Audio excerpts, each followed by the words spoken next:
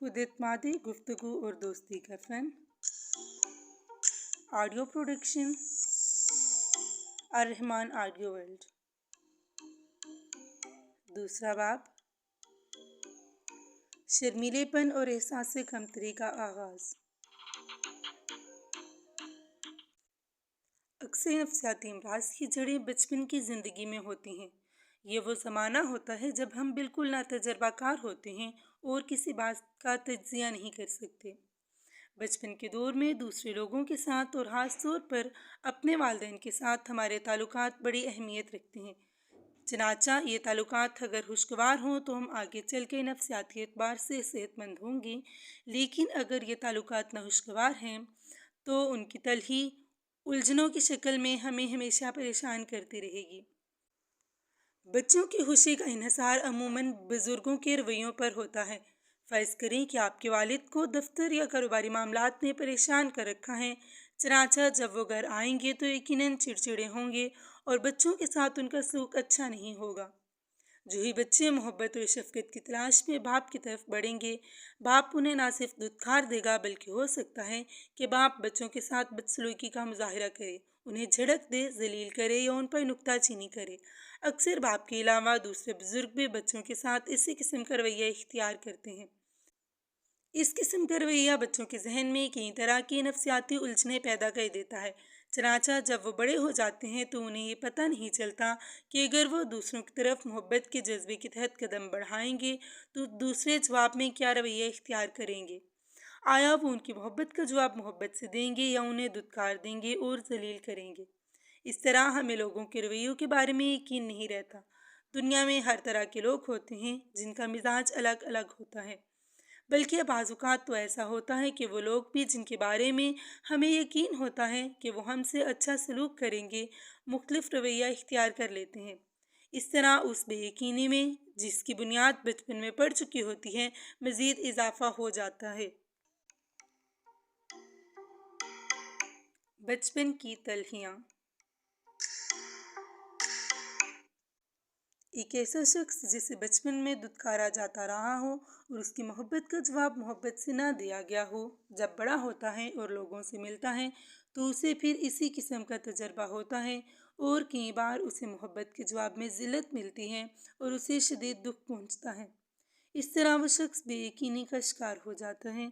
उसे ये पता नहीं चलता कि अगर वो लोगों की तरफ बढ़ेगा तो लोग उसका खैर मकदम करेंगे या नहीं। वो किसी को देखकर खुश होगा तो क्या दूसरा शख्स भी उसे देखकर खुश होगा या नहीं, वगैरह वगैरह। चनाचा जब एक ऐसा शख्स जो दूसरों के लिए अच्छे जज्बात रखता हो और उन्हीं जज्बात के तहत उनसे मिलता हो, लेकिन दूसरे लोग उसकी कदर करने की बजाय उससे बुरा सलूक करते हों, तो वो रफ्ता रफ्ता लोगों से बेजार हो जाएगा और जब भी उसे लोगों से मिलना पड़ेगा उस पर घबराहट तारी हो जाएगी। नफ्सियाती इमराज का सबब। अपनी ज़ात में खुद एतमादी पैदा करने और शर्मीलेपन से निजात हासिल करने के लिए ज़रूरी है कि हम उन नफ्सियाती अमराज का सबब तलाश करें, लेकिन ये काम इतना आसान नहीं। इसकी वजह यह है कि हमारा जहन ऐसी तमाम बातों को जो तकलीफ़दा हों याद नहीं रखता, बल्कि जानबूझकर ये कोशिश करता है कि इन तकलीफ़दा यादों को भुला दिया जाए। इस दबाने या भूल जाने के अमल को रिप्रेशन कहते हैं। हम नाखुशगवार यादों को दबा देते हैं, उन्हें अपने शऊर से निकाल कर तख्त शऊर के तहाने में दफन कर देते हैं और ये कोशिश करते हैं कि जहन में सिर्फ वो ख्यालात रहें जो खुशगवार हों। लेकिन कभी कभी ऐसा होता है कि हमें कोई ऐसा वाक़या पेश आता है जो इस तकलीफ़दा वाक़े से मिलता जुलता होता है जिसकी याद हमने अपने तख्त शऊर में दफन कर दी थी। चनाचा फ़ौरन ही हमारा तख्त शऊर करवट लेता है और वो तकलीफ़दा एहसास उभरने लगता है जिसे हमने दबा रखा था। ऐसी सूरत में असल वाक़या याद नहीं आता, बल्कि उस वाक़ये की वजह से हमने जो अज़ियत और तकलीफ़ महसूस की थी सिर्फ उसका एहसास उभरता है और हमें खौफ और घबराहट महसूस होती है। हम इसी बात को एक मिसाल से वाज़ेह करते हैं। फ़र्ज़ करें कि आप स्कूल के एक नन्हे तालिब इल्म हैं। आपका उस्ताद आपसे कहता है कि खड़े होकर बुलंद आवाज़ से सबक सुनाओ। आपका उस्ताद चिड़चिड़ा और ज़ालिम है। آپ کھڑے ہو جاتے ہیں اور چاہتے ہیں کہ ظالم اور چڑچڑے استاد کو فرفر سبق سنا کر اسے خوش رکھیں۔ فرفر سبق سنانے کی خواہش آپ پر اتنا شدید غلبہ حاصل کر لیتی ہے کہ آپ میں ایک طرح کا ہیجان اور گھبراہٹ پیدا ہو جاتی ہے اور آپ نروس ہو جاتے ہیں۔ آپ کا گلا خشک ہو جاتا ہے اور آپ ہکلانے لگتے ہیں۔ سبق پڑھنا آپ کے لیے مشکل ہو جاتا ہے اور آپ اپنے ہم جماعت ساتھیوں میں خود کو کم تک محسوس کرنے لگتے ہیں۔ استاد آپ کو ڈانٹتا ہے اور آپ کو نالائق اور کن ذہن قرار دیتا ہے۔ آپ کے ساتھی آپ پر ہنستے ہیں۔ آپ سوچتے ہیں کہ آپ کو استاد آپ کو امتحان میں فیل کر دے گا۔ چونکہ آپ کی ساری کائنات گھر و اسکول پر مشتمل ہے، لہٰذا آپ یہ سمجھتے ہیں کہ ساری دنیا آپ کا مذاق اڑا رہی ہے اور آپ اس دنیا کی سب سے حقیر مخلوق ہیں۔ آپ کن ذہن اور نالائق ہیں۔ یہ واقعہ آپ کے ذہن کی گہرائی میں اتر جاتا ہے۔ اگرچہ یہ ایک معمولی واقعہ ہے، لیکن آپ کے ننھے اور معصوم ذہن کے لیے اس واقعے کی اہمیت بہت زیادہ ہے۔ آپ کو یہ واقعہ بہت بڑا اور اہم محسوس ہوتا ہے۔ آپ کم سن ہیں، اس لیے اس واقعے کی حقیقت کا تجزیہ نہیں کر سکتے۔ ذہن اس تلخ داستان کو بھولنا چاہتا ہے، چنانچہ ایسا ہی ہوتا ہے۔ یہ واقعہ آپ کے شعور سے تخت الشعور میں منتقل ہو جاتا ہے۔ بظاہر آپ اس واقعے کو بھول جاتے ہیں، لیکن آپ کے تخت الشعور میں اس کی یاد محفوظ رہتی ہے۔ جب آپ بڑے ہو جاتے ہیں تو ایک روز اچانک آپ کو اپنا استاد دکھائی دیتا ہے۔ آپ کو حیرت ہوتی ہے کہ میں اس شخص سے کیوں خوف محسوس کیا کرتا تھا۔ اب آپ جوان ہو چکے ہیں۔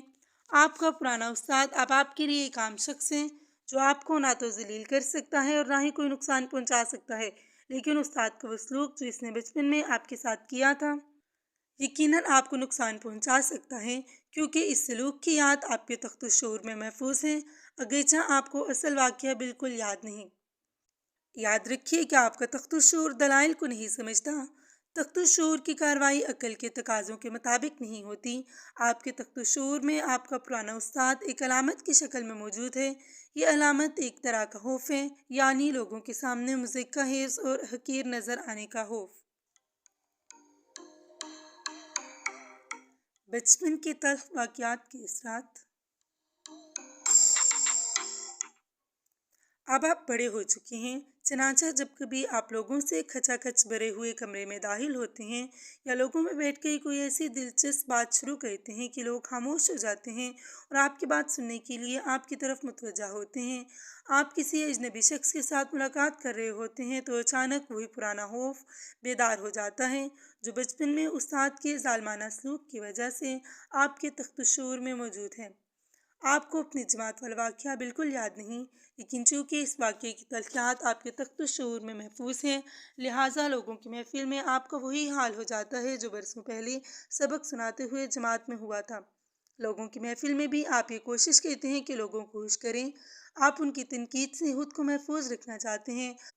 آپ کو یہ خیال ستانے لگتا ہے کہ دوسرا شخص خدا جانے میرے بارے میں کیا سوچ رہا ہوگا، کہیں ایسا تو نہیں کہ وہ ایسی بات کہہ دے جس کی وجہ سے مجھے دوسرے لوگوں کے سامنے شرمندہ اور ذلیل ہونا پڑے۔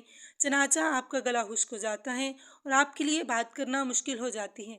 شرم اور گھبراہٹ سے آپ کا چہرہ سرخ ہو جاتا ہے اور آپ کی سانس اکھڑنے لگتی ہے، آپ کی زبان لڑکھڑانے لگتی ہے اور الفاظ آپ کے ذہن سے غائب ہونے لگتے ہیں۔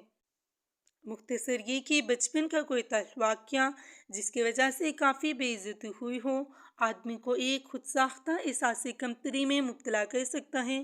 اس قسم کے لوگ دوسروں سے گریز کرنے لگتے ہیں۔ وہ لوگوں سے بہت کم ملتے جلتے ہیں اور بہت ہی کم گفتگو کرتے ہیں۔ انہیں تسکین صرف اس بات سے ہوتی ہے کہ دوسرے ان سے ملنے کی خواہش کریں، انہیں تلاش کریں یا ان کی تعریف کریں۔ بچپن کے واقعات کا تجزیہ کریں۔ آپ احساس کمتری اور شرمیلے پن میں مبتلا ہیں تو آپ کو چاہیے کہ اپنے تخت الشعور میں چھپے ہوئے خوف کو تلاش کریں جو آپ کی زندگی پر اثر انداز ہو رہا ہے۔ یاد رکھیں کہ بچپن کی تلخ یادوں کی شکل و صورت تخت الشعور میں جا کر بدل جاتی ہے۔ آپ کو یہ جاننے کی کوشش کرنی چاہیے کہ یہ خوف آپ پر کیوں اس قدر مسلط ہیں اور آخر اس خوف کی حقیقت یا اہمیت کیا ہے۔ بچپن کی زندگی پر ایک گہری نگاہ ڈالیں۔ آپ کے والدین کا آپ کے ساتھ برتاؤ کیسا تھا؟ کیا آپ خود کو محفوظ تصور کرتے تھے اور آپ کو والدین کی محبت حاصل تھی؟ آپ کے والدین آپ سے بدسلوکی کرتے تھے اور آپ کو یہ معلوم نہیں ہوتا تھا کہ وہ آپ سے کیسا سلوک کرنے والے ہیں، یعنی اگر وہ کل آپ کے ساتھ محبت سے پیش آئے تھے تو کیا آج بھی محبت کے ساتھ پیش آئیں گے یا بالکل برعکس رویہ اختیار کریں گے؟ یعنی اگر کل پیار سے پیش آئے تھے تو کیا آج مار پٹائی کریں گے اور گالیاں دیں گے؟ کیا آپ کے والدین گرگٹ کی طرح رنگ بدلتے رہتے ہیں، یعنی کبھی مہربان ہوتے ہیں اور کبھی انتہائی ظالم؟ آپ کی اسکول کی زندگی بھی بڑی اہمیت رکھتی ہے۔ کیا آپ اسکول کی زندگی سے خوش تھے؟ اگر خوش نہیں تھے تو اس کی کیا وجہ تھی؟ کیا آپ اپنے اساتذہ کو پسند کرتے تھے؟ کیا آپ کسی خاص استاد کو پسند کرتے تھے اور اس پسندیدگی کی وجہ کیا تھی؟ یہ سوال بہت اہم ہے، کیونکہ جس خوبی کی بنا پر آپ کسی ایک استاد کو پسند کرتے تھے وہ آپ کے تخت الشعور میں چھپے ہوئے خوف کو تلاش کرنے میں کافی رہنمائی کر سکتی ہے۔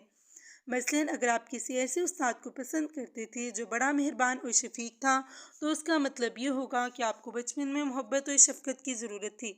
آپ کو بچپن میں اپنے گھر والوں سے اور دوسرے لوگوں سے محبت اور شفقت کیوں نہیں ملی؟ آپ کو بچپن کی صرف خوشگوار باتیں یاد ہوں گی، کیونکہ آپ کا شعور صرف خوشگوار باتوں کو یاد رکھتا ہے، تمام ناخوشگوار باتیں بھول جاتی ہیں، کیونکہ یہ اپنی شکل بدل کر تخت الشعور کو اپنا مسکن بنا لیتی ہیں۔ آپ ناخوشگوار واقعات کو یاد کرنے کی کوشش کریں، ان میں رابطہ تلاش کریں، ان کا تجزیہ کریں اور یہ دیکھیں کہ ان ناخوشگوار واقعات نے آپ کی شخصیت پر کیا برے اثرات ڈالے ہیں۔ آپ ایک کاغذ لے کر اس پر اپنے بچپن کے حالات تحریر کریں۔ جب آپ ناخوشگوار واقعات یاد کرنے کی کوشش کریں گے تو آپ محسوس کریں گے کہ واقعی آپ کو بعض باتیں یاد آ رہی ہیں۔ آپ کو حیرت ہوگی کیونکہ آپ کو کئی بھولی ہوئی باتیں یاد آئیں گی۔ جب آپ احساس کمتری اور شرمیلے پن کی وجہ دریافت کر لیں تو پھر آپ یہ کوشش کریں کہ اس وجہ کو بڑھا چڑھا کر نہ دیکھا جائے اور اسے اتنی اہمیت دی جائے جتنی اہمیت کی یہ مستحق ہے۔ اس کے ساتھ ساتھ اپنی صلاحیتوں اور خامیوں کا بھی تجزیہ کریں اور اس بات کا جائزہ لیں کہ آپ میں کیا خوبیاں ہیں اور کیا خامیاں ہیں۔ خود اعتمادی کی کمی اور شرمیلے پن کی دو ایسی وجوہات بھی ہیں جن کا تخت الشعور سے کوئی تعلق نہیں، ان کی تفصیل مندرجہ ذیل ہے۔ میل ملاپ سے شخصیت نکھرتی ہے۔ جس شخص کو دوسرے لوگوں کے ساتھ ملنے جلنے کا موقع نہیں ملتا اس کی شخصیت محدود ہو جاتی ہے اور اس میں خود اعتمادی پیدا نہیں ہو سکتی۔ اس مسئلے کا صرف ایک ہی علاج ہے، اگرچہ یہ علاج کافی تکلیف دہ ہوتا ہے، یعنی ایسے شخص کو مناسب تعداد میں لوگوں سے ملنا چاہیے اور اس مقصد کے لیے مواقع پیدا کرنے چاہیے تاکہ ایسے شخص کو یہ معلوم ہو کہ لوگوں سے ملنے جلنے اور بات چیت میں کیسے مہارت پیدا کی جا سکتی ہے اور میل ملاپ کے آداب کیا ہیں۔ کئی ایسے ادارے ہیں جہاں آپ کو لوگوں سے ملنے جلنے کے کافی مواقع میسر آ سکتے ہیں، مثلاً فنون لطیفہ اور ثقافت کے ادارے، کھیلوں کے کلب، ادیبوں اور شاعروں کی ہفتہ وار نشستیں اور سیاسی جماعتیں وغیرہ۔ ضرورت صرف اس بات کی ہے کہ آپ ایسے مقامات پر جائیں جہاں لوگوں کا اجتماع ہو۔ ان مقامات پر جانے سے آپ کو یہ معلوم ہوگا کہ کس طرح لوگوں میں گھل مل کر زندگی گزاری جا سکتی ہے۔ آپ کو لوگوں کے خیالات، محسوسات اور ان کی نفسیات سے واقفیت حاصل ہوگی، بشرطیکہ آپ لوگوں سے ملنے جلنے کی زحمت کریں۔ ہو سکتا ہے کہ شروع میں آپ لوگوں کے ساتھ ملنے جلنے میں الجھن محسوس کریں، یہ الجھن بالکل عارضی ہوگی۔ اگر آپ نے لوگوں کے ساتھ ملنے جلنے کا سلسلہ جاری رکھا تو آہستہ آہستہ یہ الجھن خود بخود دور ہو جائے گی۔ ابتدا میں آپ کو کبھی کبھار مایوسی کا سامنا کرنا پڑے گا اور ہو سکتا ہے کہ بعض لوگ آپ کے ساتھ کچھ ضد مہرے کا مظاہرہ بھی کریں۔ آپ کو بعض ایسے لوگ بھی ملیں گے جنہیں آپ پسند نہیں کریں گے اور بعض لوگ ایسے بھی ہوں گے جو آپ کو پسند نہیں کریں گے، لیکن آپ ہرگز نہ گھبرائیں، کیونکہ آپ کو ایسے لوگ بھی ضرور ملیں گے جو ان باتوں میں دلچسپی لیں گے جن میں آپ دلچسپی رکھتے ہیں۔ یہ لوگ آپ کے خیالات کی قدر کریں گے اور دوستی کا جواب دوستی سے دیں گے، اور آخر ایک دن ایسا بھی آئے گا جب آپ لوگوں سے مل کر خوشی محسوس کریں گے اور آپ کو دوسروں کے ساتھ ملنے جلنے میں کوئی دقت محسوس نہیں ہوگی۔ شکل و صورت کی کوئی اہمیت نہیں۔ بعض لوگ احساس کمتری اور شرمیلے پن کا شکار ہو جاتے ہیں کیونکہ ان کا یہ خیال ہوتا ہے کہ وہ اچھی شکل و صورت کے مالک نہیں یا ان میں کوئی جسمانی نقص ہیں۔ وہ ہر وقت اسی الجھن میں مبتلا رہتے ہیں اور یہ محسوس کرتے ہیں کہ دوسروں کے مقابلے میں وہ بدصورت ہیں اور ان میں کشش نہیں، وہ خود کو کمتر سمجھتے ہیں۔ ایسا سوچنا بالکل غلط ہے۔ इस किस्म के एहसासात अमूमन इंसान के अपने जहन की पैदावार होती हैं। ये बात याद रखें कि लोग आपकी शक्ल सूरत या किसी जिस्मानी नुक्स की तरफ ज़्यादा तवज्जो नहीं देते, बल्कि आप खुद अपनी हरकतों के ज़रिए दूसरे लोगों की तवज्जो अपनी शक्ल सूरत और जिस्मानी नकाइस की तरफ मबजूल कराते हैं। आप हमेशा अपने बारे में सोचते रहते हैं और इसी उलझन में मुब्तला रहते हैं। आप दूसरों को समझने की जहमत नहीं करते और ना ही आपको इस वसी और इस दुनिया और यहाँ बसने वाले लोगों की दिलचस्पियों और मसाइल से कोई सरोकार होता है। क्या आप में कशिश है? एक बात याद रखें कि लोगों के लिए आपकी शक्ल सूरत या कोई जिस्मानी नुक्स ज़्यादा अहमियत नहीं रखता। अहमियत इस बात की है कि क्या आपकी शख्सियत में कोई ऐसी बात है जो दूसरों के लिए कशिश का बायस हो। मतलब ये है कि क्या आप कोई इनफरादी खूबी रखते हैं। दुनिया में बड़ी तादाद में ऐसे लोग मौजूद हैं जो जिस्मानी नकाइस के बावजूद महफिलों की जान होते हैं। वो जहाँ भी जाते हैं लोगों की दिलचस्पी और तवज्जो का मरकज़ बन जाते हैं। याद रखिए कि हर शख्स में कोई ऐसी खूबी ज़रूर होती है जिससे दूसरे लोग महरूम होते हैं। मसलन बातचीत का अंदाज़, मालूमात, इनफरादी नुक्ता नज़र, दोस्ती और मोहब्बत का जज्बा और दूसरों के साथ हमदर्दी और ताउन वगैरह। अगर आपके पास दूसरों को देने के लिए कुछ है तो दूसरे लोग यकीनन आपसे दोस्ती की ख्वाहिश रखेंगे।